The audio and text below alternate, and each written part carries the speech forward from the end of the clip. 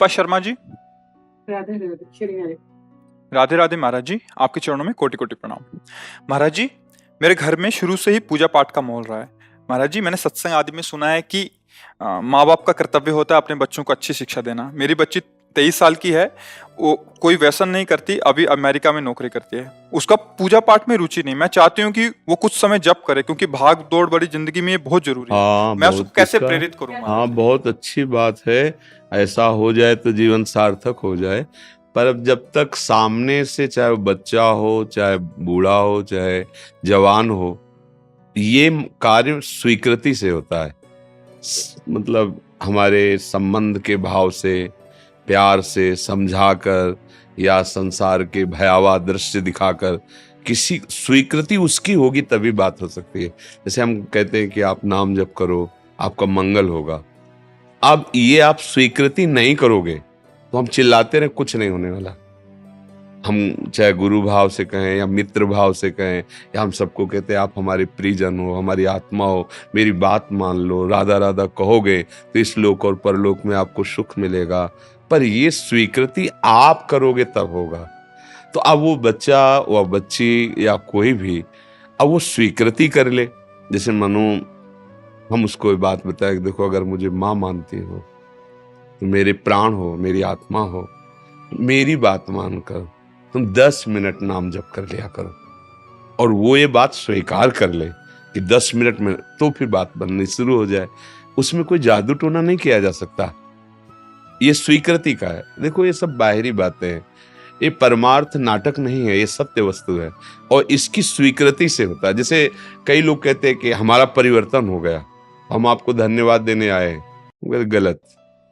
धन्यवाद आपका कि आपने मेरी बात स्वीकार कर ली। अगर स्वीकार न करते और फिर हम परिवर्तन करके दिखा दे तो धन्यवाद माने हम। कोई नहीं कर सकता। भगवान है, वो भी नहीं कर रहे। स्वीकृति करो कि है, अभी शुरू हो जाएगा। आपकी स्वीकृति अनिवार्य है। परमार्थ में सबसे बड़ा महत्व आपका है।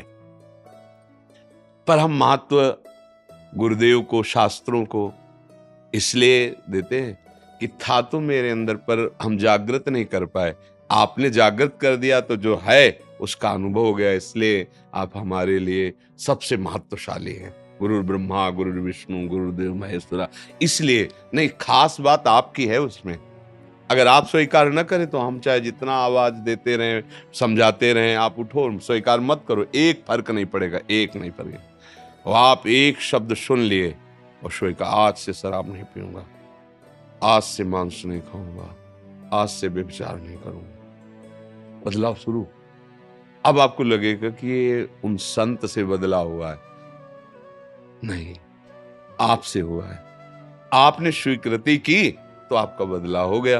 अगर आप स्वीकृति ना करते तो बोले स्वीकृति पहले भी तो हम कर सकते थे, क्यों नहीं किए? हाँ, ये महिमा है साधु समागम की। ये महिमा है कि उनके प्रभाव से हमारे अंदर स्वीकृति जागृत हो जाती है। जो असत स्वीकृतियां हैं वो मिटने लगती हैं, और इसीलिए साधु समागम की महिमा है। पर साधु समागम की महिमा तभी जागृत हुई जब आपकी स्वीकृति हो गई।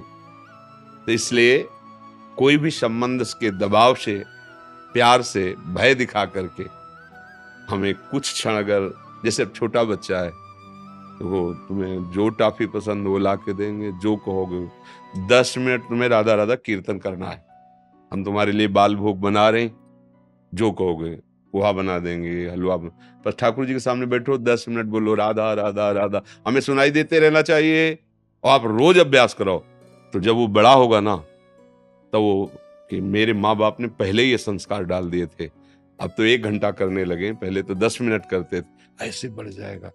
प्यार से, दुलार से अगर हम अपने बच्चों को अच्छे संस्कार दे पावे भागवती, तो हमारा माता पिता होना सार्थक हो जाएगा।